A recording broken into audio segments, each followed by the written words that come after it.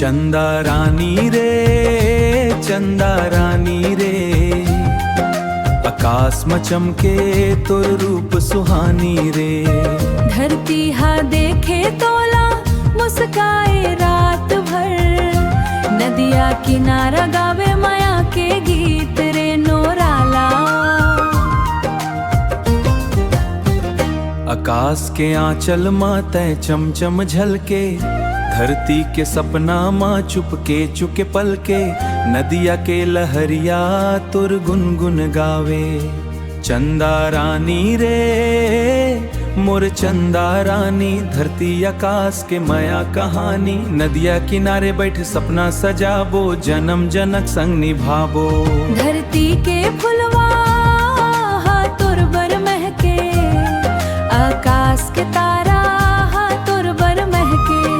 आकाश के तारा तुर रद्दा ताके, नदिया के जैसे माया बहे धीरे, तुर नाव लिखे हावो मोर दिल के तीरे। चंदा रानी रे, चंदा रानी रे, नदिया किनारे सुन माया के गीत रे।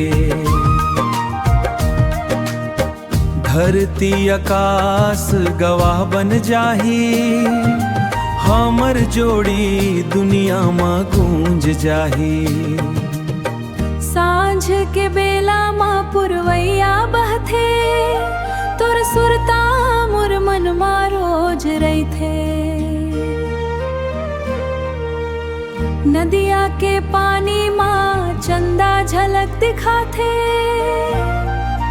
तोर बिना मोर जिंदगी सुना सुना लागा थे।